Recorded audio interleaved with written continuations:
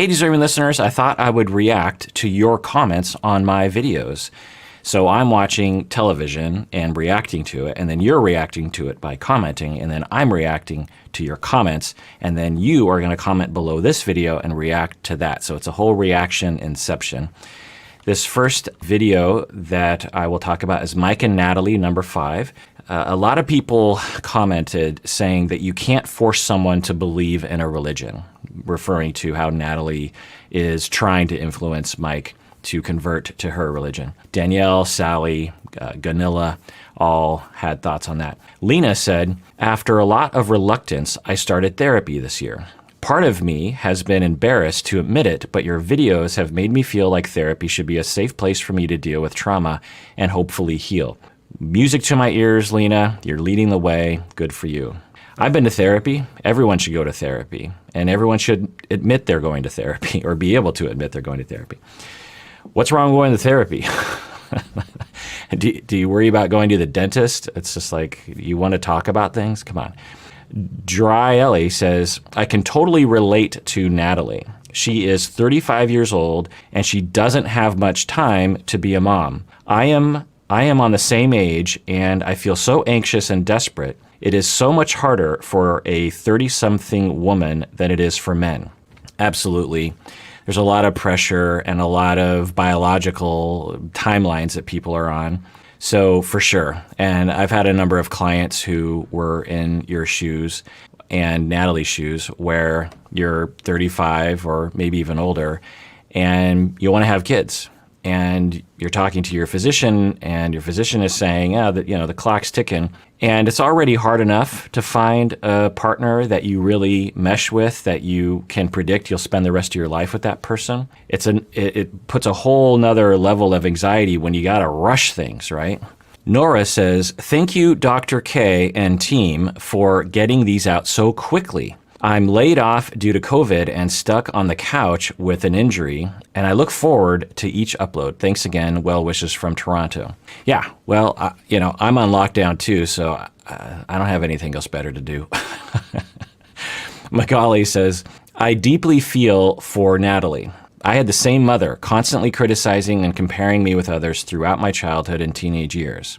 Yeah, so regarding Natalie's mother, it's hard to know what the mother is really like. We get a little glimpse into it, of course, and it's hard to tell. Is it she's very nice and very active, or was she more on the abusive side? It's hard to tell, but certainly possible. Tanuka says, as a Ukrainian, I get pressured by my mom and grandma all the time to have kids. I don't even know if I want kids. My biggest fear in life is to succumb to that pressure, have kids, and then regret it. Yeah, Tanuka, I think a lot of people can relate to that, for sure. It's Mowbray says, I like the way Mike handles things so far based on what you have shown us. Yeah, hard to tell, but I think a lot of people agree with you. Mike and Natalie, number 6 video that I posted. Sarah says, the number one thing Dr. Kirk has taught me is to ask for what I want. Sometimes we want our partner to be a mind reader, but that's not the way people work. A simple, I'm feeling stressed, can I have a hug, have brought my husband and I closer together. That's great, Sarah. Good to hear. Right. So to expand on this, we would love if our partners and those around us, those that we care about, could read our minds. Because of a simple reason. When we expose ourselves and ask for things explicitly, we set ourselves up for rejection. So we're sitting there and we're thinking, boy, I'm feeling a little lonely. I'm feeling neglected.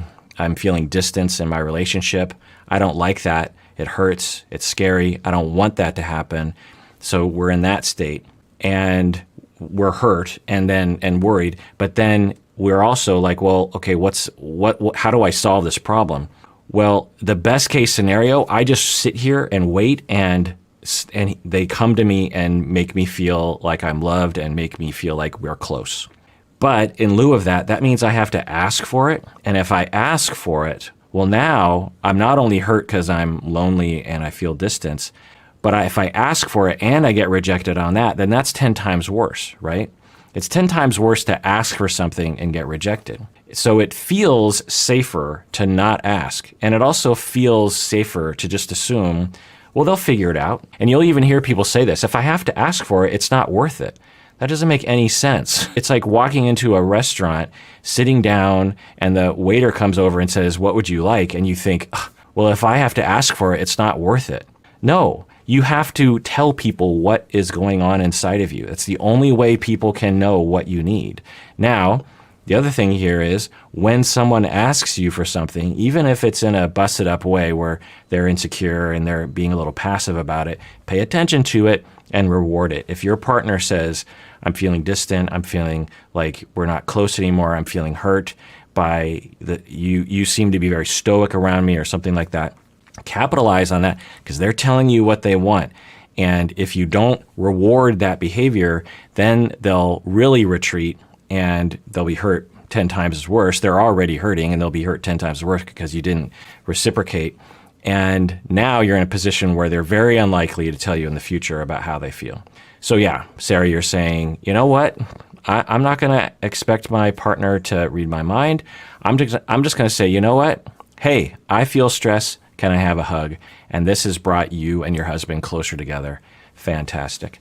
Another Sarah, so the first Sarah was with an H, the second Sarah is without an H, and then there's a Sierra after that. But Sarah without an H just wished they worked this out before it got to this drama. They both deserve good relationships. That's for Mike and Natalie. Sierra says, therapy is amazing for me.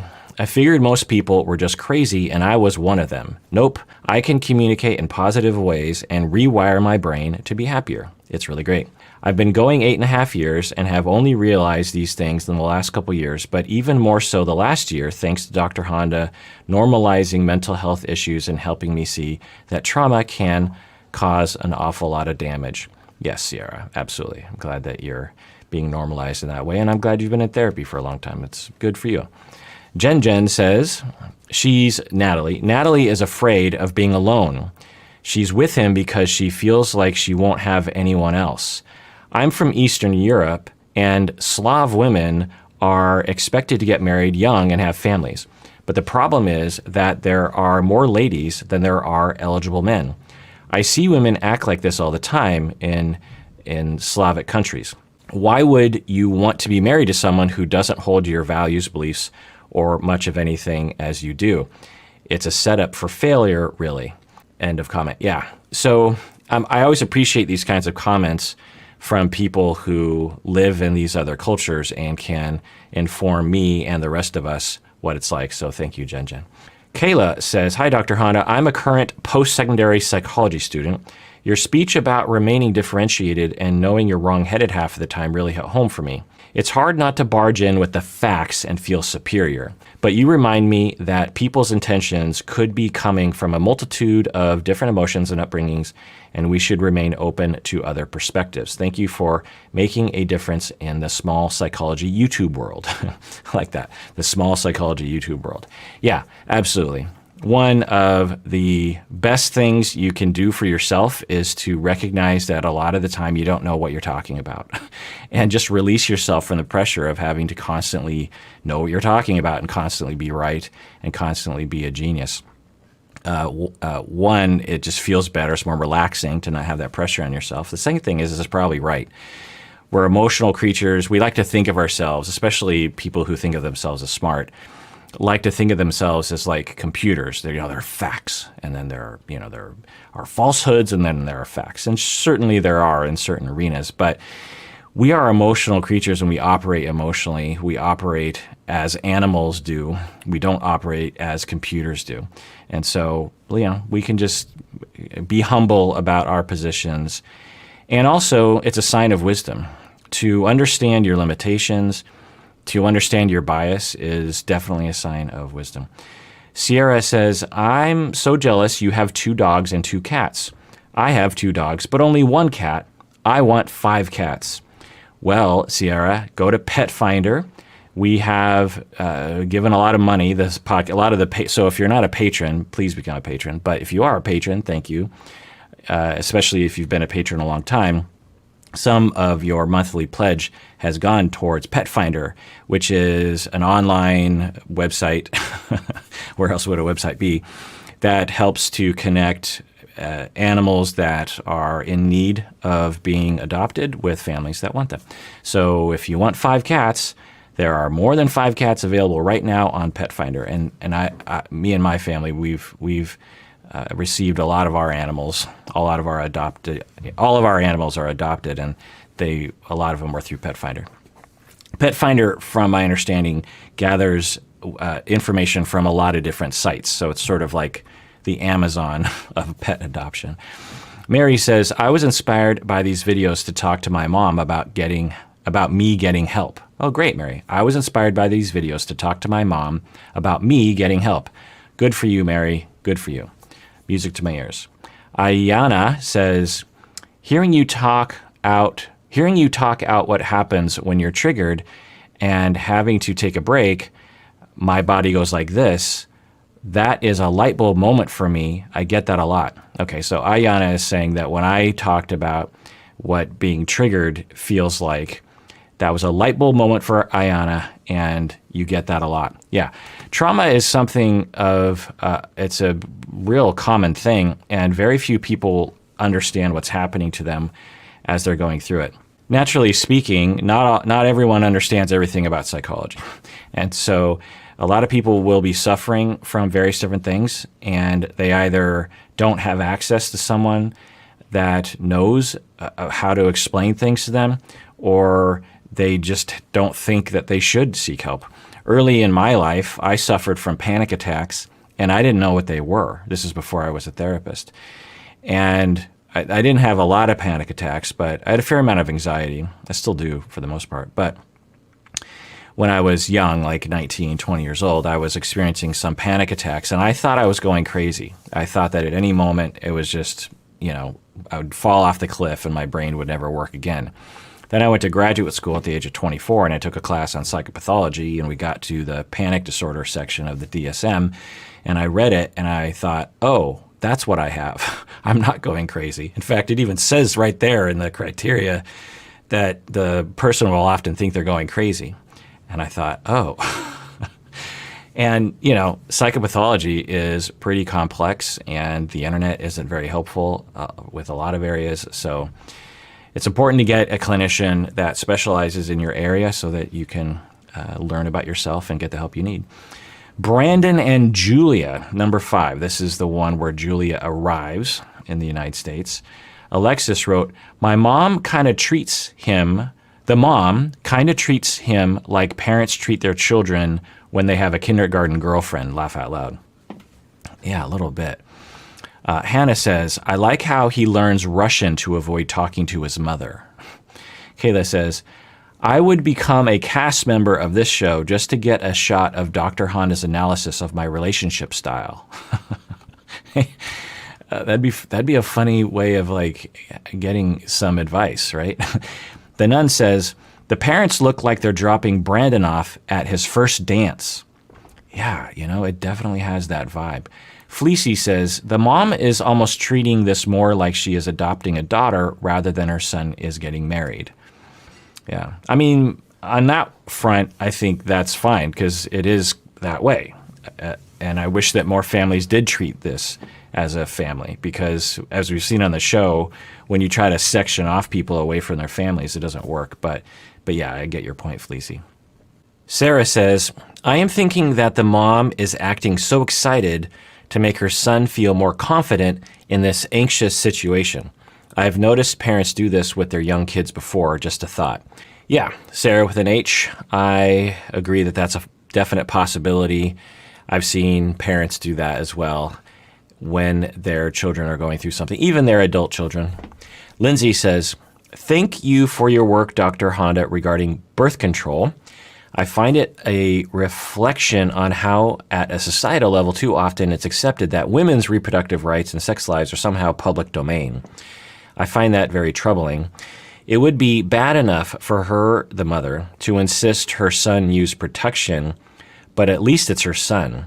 To put the responsibility primarily on the woman to use protection, go to the doctor, etc., is telling. Also, I find the enthusiasm at the airport performative, and it makes me uncomfortable. Yeah, that last bit, that's a good word for it, I think, performative. Hard to know, but The mom is very expressive, so maybe she was just very expressive in that moment, but also seemed performative. And we also saw that for Brandon, he was trying to get the mom to calm down a little bit. So if she was excited for him, you'd think she would kind of pull back a little bit. Okay, well, this is his moment, that kind of thing.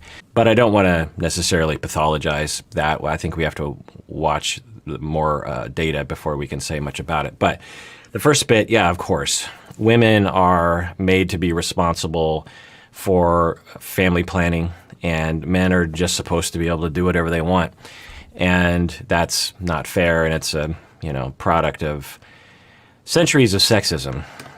Brandon and Julia, number 6 video comments here. Rachel says, Brandon is definitely going to rely on Julia to fight his battles for him against the mom. That's so unfair and cowardly to put Julia in that position. Yeah, I think that we could all agree that it's unfair.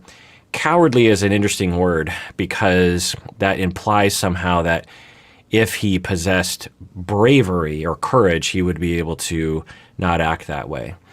All of us have been through difficulties and will, from the outside, look cowardly without people knowing what we've been through. I suspect that Brandon has been through a lot and that his behavior is from that place. There's a chance that for Brandon, he's literally never in his life been able to make a decision on his own or strike out on his own or to oppose his parents or his mother without serious consequences happening.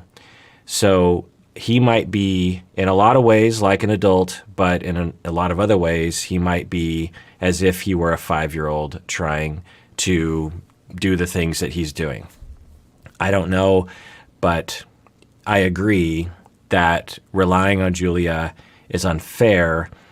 I just don't know if my point of view is not to use the word cowardly. I would say potentially traumatized, potentially socialized in that way.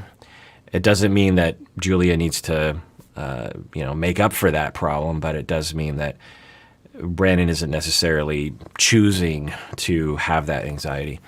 Julia says, so someone named Julia on YouTube said, can we also talk about how sexist it is to put all the pressure of birth control on Julia? It takes 2 to get pregnant. Yeah, 100%. Sierra says, you should put the Psychology in Seattle at the bottom of the TV and the TV show on the top so we can at least see your cat when she's sitting there, LOL. Yeah. The Psychology in Seattle I should put down here, and then the cat would be here, and then the TV show would be up there. Tariq and Hazel, number 10 and 11. So let's go on to Tariq and Hazel. Sasky says, as a bi woman in a monogamous relationship with a bi man, thank you for this video. The Tariq and Hazel segments conflating bisexuality and polyamory have been tough to watch. Agreed. Michaela says, as a bisexual woman who often feels misrepresented or not represented at all, I always feel so seen when you talk about bisexuality. Thank you for being you. No, well, you're welcome, Michaela. To be honest, whenever I come across injustice, I have always been this way. I can't not say something. It doesn't make me a hero. It doesn't make me a good person. In fact, there are times when I will absolutely harm relationships because I can't keep my mouth shut. But there's something about injustice when I see it that I just cannot stand it. And even when it doesn't affect me, when it's affecting me, obviously it gets much more emotional. But even when it's not affecting me, I look at it and I'm just like, no, we can't do that here. Maybe it's some sort of desire to have the world make sense. I don't know. But when I see bisexuality and bisexual people being oppressed and marginalized and forgotten and ignored and misunderstood and literally murdered, bisexual people today are actually being murdered by others because they are bisexual. We should not forget that. Just because of someone's sexual orientation of bisexuality, people are being killed. And all the other bad things you can imagine happening to people. Whether it's being told that they're broken or that they're wrong or that they're confused or that they're gross or that they're polyamorous or that they're a slut or something is just stupid and illogical and unjust, and we need to stop it. Nasira says, thank you for breaking down these misconceptions of bisexuality. It's crazy how much flack we get from both sides. Alyssa says, I'm not clear on the situation. Does Hazel expect the girlfriend to be just for her or for both of them? End of comment. Yeah, we don't know. So at least up through episode 2 of the season, we haven't heard yet from Hazel what her hopes and dreams are. And for Tariq, we haven't heard him really articulate his position on polyamory. So they're seemingly heading into it. Maybe they have had a lot of conversations with others and themselves, but we haven't been shown any of those conversations, particularly for Hazel. We don't really know what she wants. It's possible that she wants the girlfriend just for her and that Tariq would not be involved. But we did hear about a story from Tariq that they did have another woman into their polycule and that the three of them were in a relationship together. And so maybe Hazel wants that. I don't know, but we'll have to find out. Stalled says, as a bi woman, I think this is very important to inform people about. I always had trouble with boyfriends wanting threesomes when they found out about me being bisexual. But I am not poly. Not at all. I'm very monogamous. Sweetie says, this is how you make trash reality TV actually educational content. Thank you so much, Dr. Honda, and especially everyone in the comments section for sharing your experiences. No matter where we are in the world, we can learn from each other and become more informed and accepting. Yes, sweetie, I agree. In the comments section, please share your stories if you want and support each other. It's very, very important. YouTube and the internet has a lot of toxicity, and let's not participate in it. Let's not let it happen, and let's model a different way of being. I hope, and I see that every video. I see that, which I commend you, and I encourage you all to continue doing that.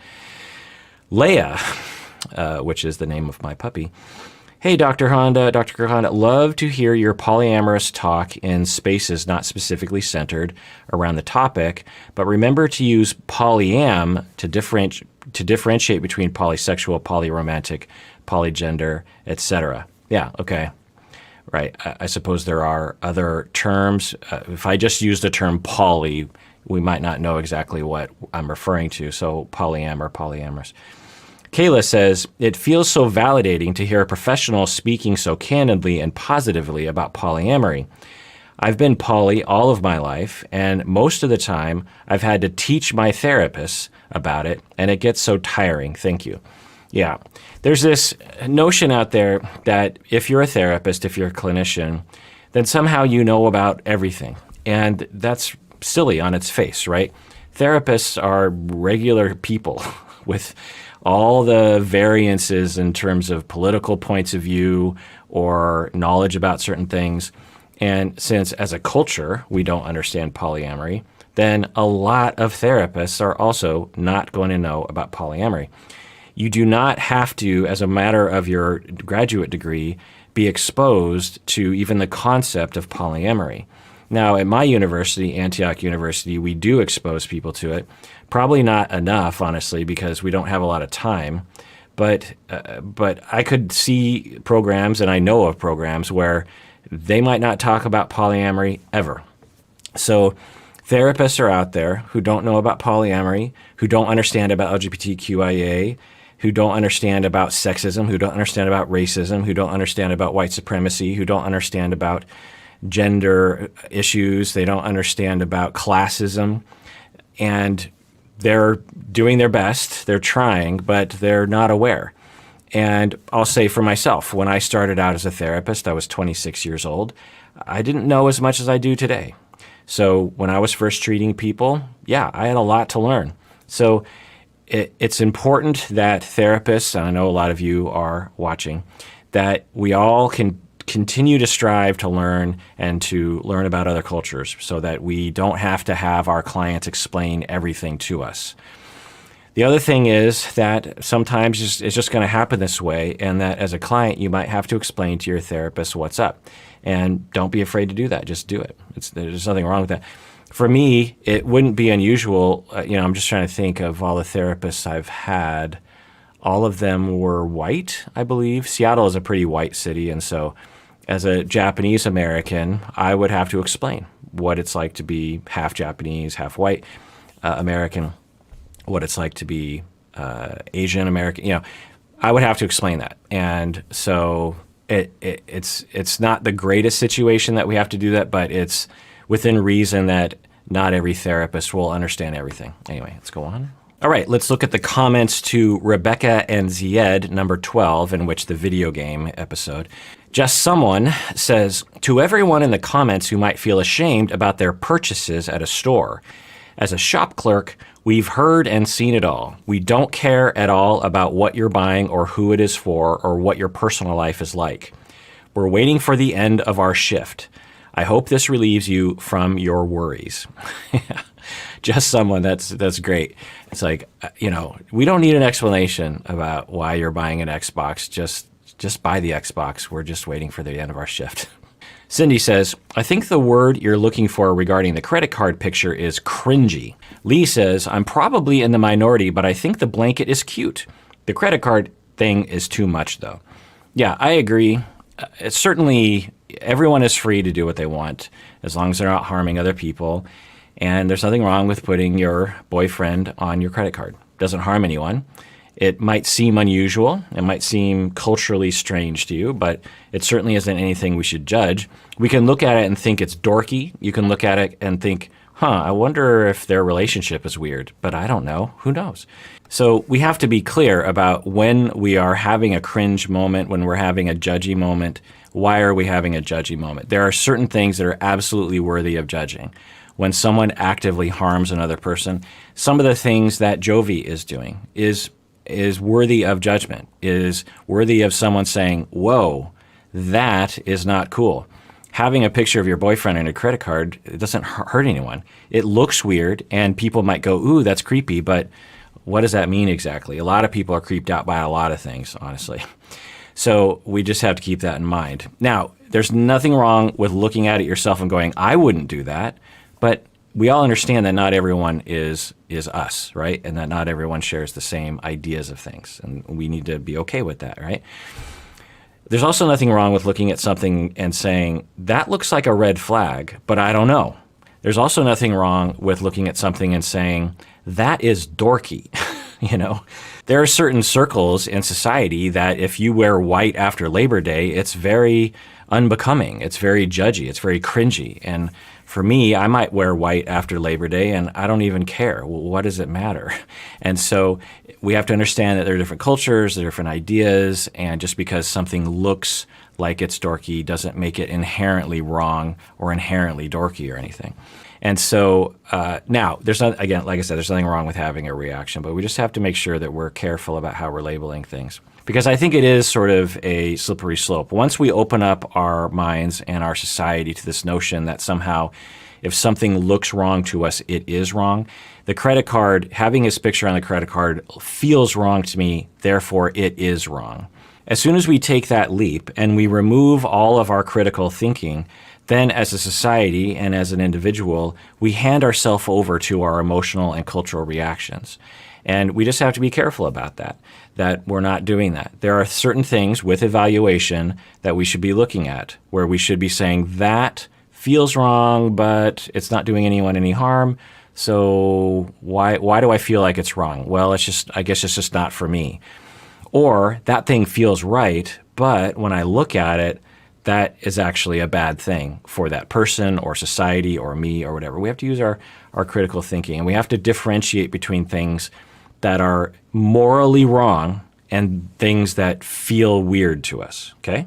A lot of times those things get conflated.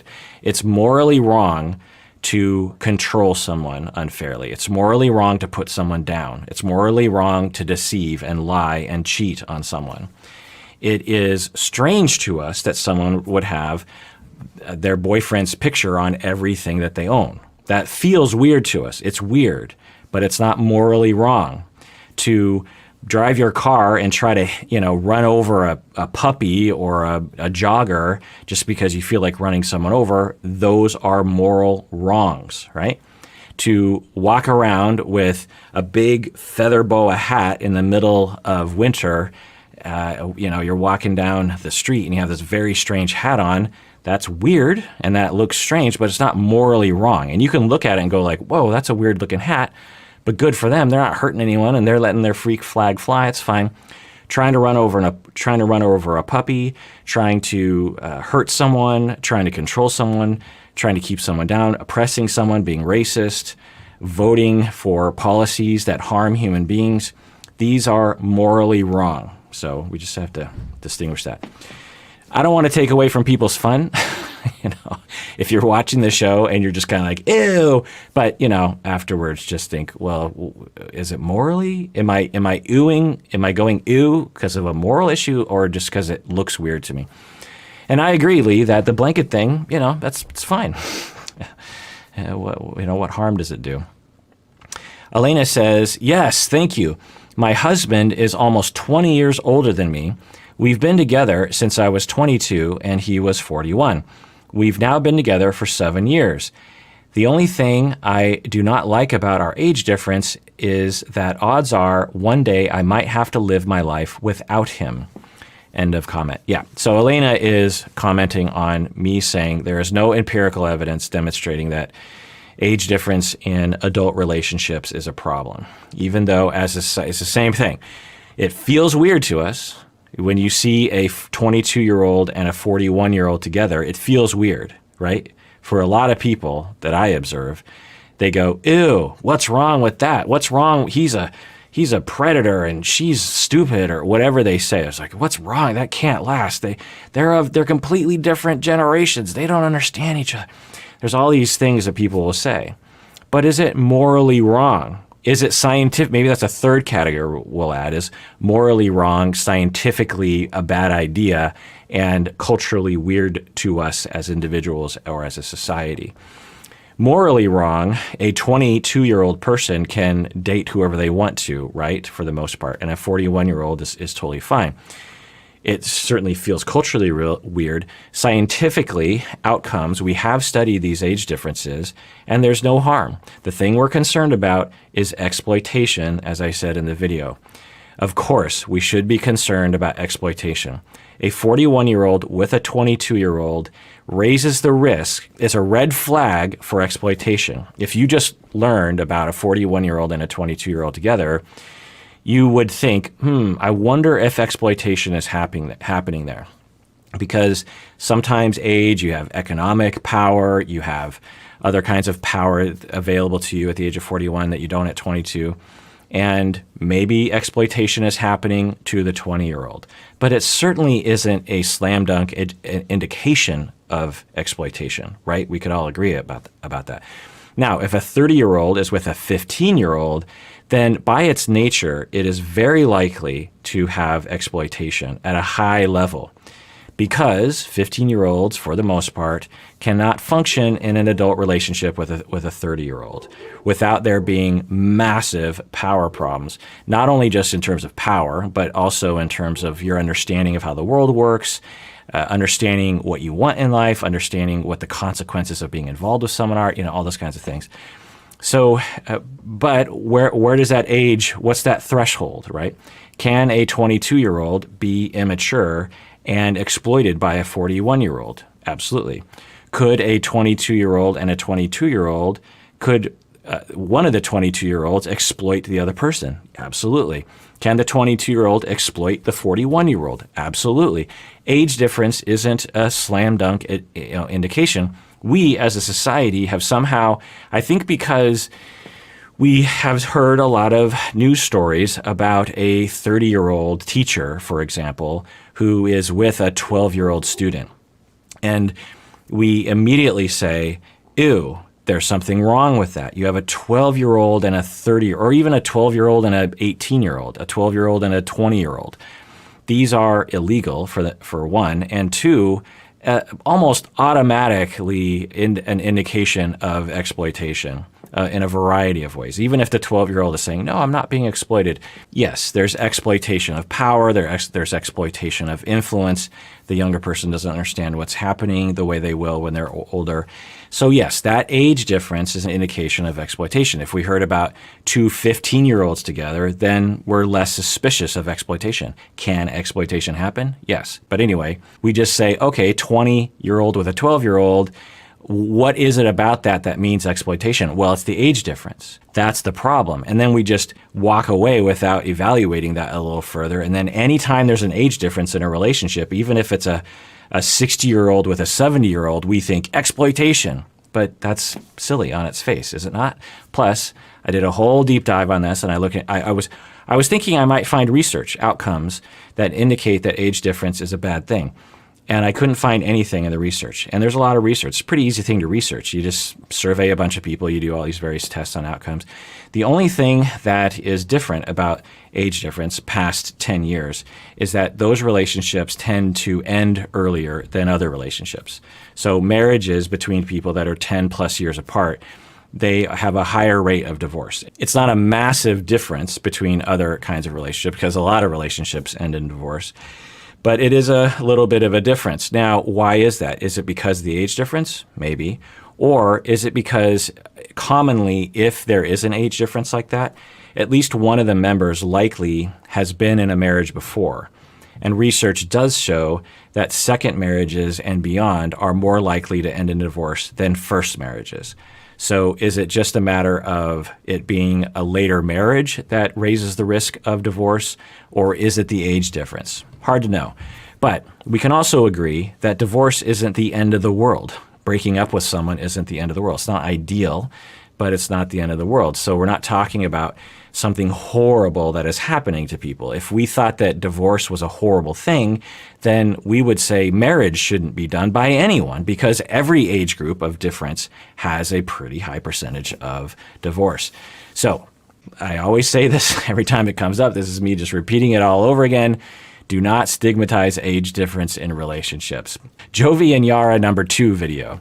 Karina says, I feel like Jovi just wants to show her off. He doesn't seem like he cares about her feelings. He just wants to go out with his friends and probably show her off. Yeah, that's a viable conceptualization. Sabrina says, Dr. Honda, I think I can hear what Jovi is not saying here.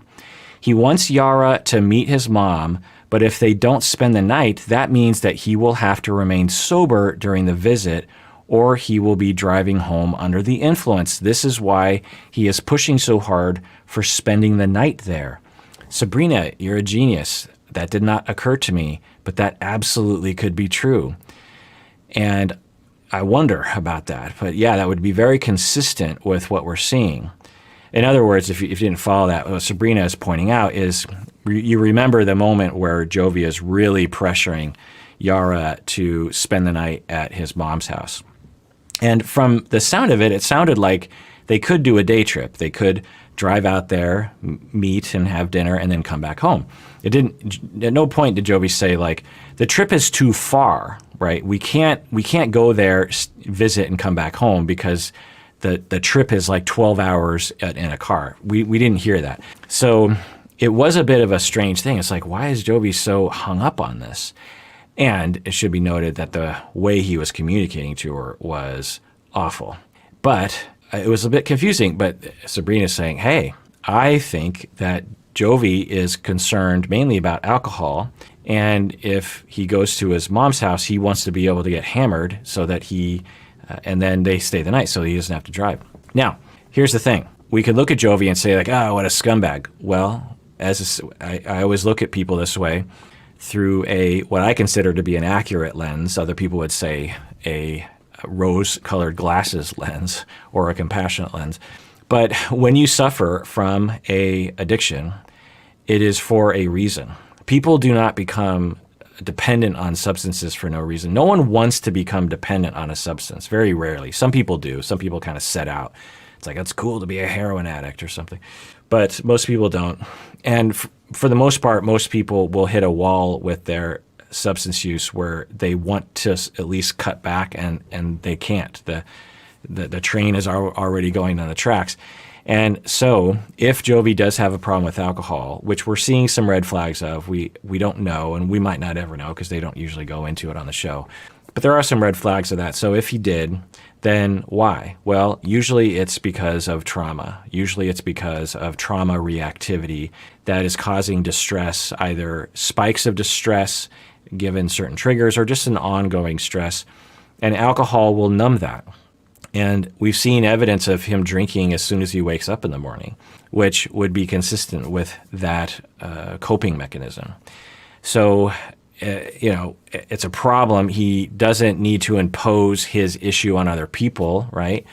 And certainly Yara doesn't have to put up with it. She could just be like, look, I get that you got a problem with alcohol, but that's not my thing. So, I don't know, you figure it out, or whatever she says. But that's what I wonder about. I wonder about Jovi. I wonder about his alcohol use and substance use in general. I wonder about his trauma. I wonder about his own self-awareness around that. I wonder about his history. I don't know. Maybe we'll find out. Lindsay says they probably have to sleep over at his mom's house because he will be drinking too much to drive home. Okay, so both Sabrina and Lindsay are geniuses. Thank you for pointing that out. Danielle says, I really did not like when he said, maybe if you learn how to say them, we'll buy some. Yeah, that was a big yikes. Just an interesting impulse. It's one thing when people get hostile or a little testy with each other. It's another thing to say something like that. That indicates that there's some serious hostility going on with Jovi, which is very concerning. Stella says, something about him, Jovi, triggers all kinds of bad feelings in me that make me want to crawl into my computer screen and strangle him.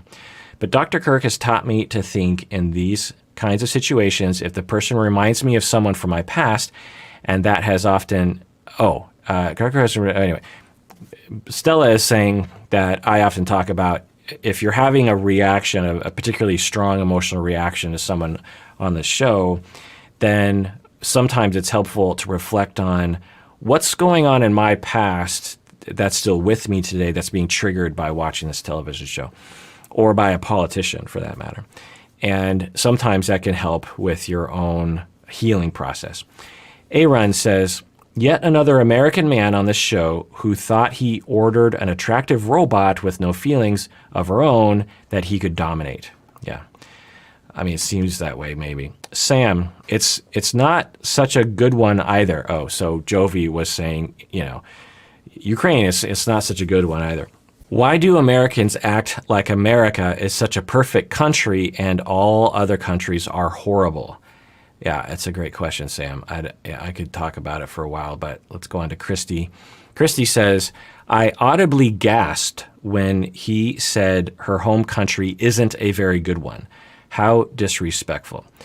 Yeah, so why would Americans be this way? Well, there are a lot of reasons. One is that we are taught that we are special. We've been taught this ever since the American Revolution, 200 plus years ago. There's this idea of American exceptionalism. We're taught that we're better. We're taught that we're more special. We're taught that we're more advanced, that our political system is better, that we have more resources, and that we're more accepting of outsiders. We're taught all sorts of silly things. And it makes sense as to why we would want to delude ourselves, because it's easier that way, because then we don't have to deal with the problems that we have. It's just easier to believe that we're a melting pot and everyone gets along fine, when that has never been the case. We're also taught extremely racist ideas, which of course get applied to whole countries. There are politicians that we can actually identify that might call an entire country in Africa or an entire country in the Caribbean to be a crap country, this kind of thing. And it's a racist idea. And we are taught to be racist for a lot of different reasons in American society. We also lack contact with other cultures. If you live in Europe, and I'm so jealous of this, you can take a train, pretty short train ride or a car ride or even walk to another country, just like that. In the United States, that is very, very difficult. And along these lines, research shows that 40% of American people have never been outside the United States. Of the 60% that have been outside of the United States, I'm guessing a lot of those have only been to either Mexico or Canada. It's expensive to fly across oceans. and so, it's hard. When you don't have the money, it's not easy to do. So when you lack contact with other cultures, then you have a hard time understanding that other cultures have better things than you do. Also, history. So after World War II, and particularly after the fall of the Iron Curtain, the United States emerged as a dominant world power, both economically and militarily. But that doesn't make us better, and certainly that isn't necessarily true to this day. But there was a long period of time, through the 50s, 60s, and 70s, where we did dominate in a lot of ways, and so USA, we are number one. We are number one. And so I think that influences things as well. And as we're starting to lose power in comparison to other countries around the world, which is happening, which is great, which is good. We should all share power. Many in the United States are feeling insecure about that. They're afraid. Okay, and we're always looking for the pain or the hurt and the fear and the anxiety and how that manifests in all sorts of bad things. So you have a lot of Americans who notice that we are losing power, and it scares them. And so they are left with trying to have a way of dealing with that anxiety. And one of the ways you deal with that anxiety is you just believe that America is superior. We see this on a micro level all the time. When you have a third grader who comes to school and, is walking out and someone looks at them and says, "Oh, that outfit is stupid." And then you're like, "Oh, my outfit is stupid." And then later on in the day, that kid might look to someone else that has what looks to be a dumber outfit than they do and like, "Oh, look at your outfit. That's stupid." When we're attacked, when we're afraid, when we have low self-esteem, we compare ourselves to other people and try to push them down, and that elevates us. So when you feel put down by a variety of different mechanisms, whether it's just worry about other countries or you lost your job or you're losing political power or whatever, then a defense mechanism is to look around and say, well, who can I pick on that I can say I'm superior, and then I can relax a little bit, at least temporarily. And I think that's another reason for American exceptionalism. There are a lot of consequences to this. One is, just harming other people, and then you have people like Jovi just ridiculing other people for their country. It's just like so ignorant.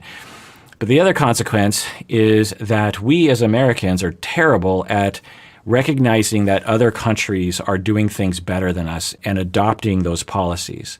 Anyway, so that is the end of me reacting to your comments. Let me know in the comments about your reaction to my reaction to you commenting on my reactions. And everyone out there, please take care of yourself because you deserve it. You really, really do.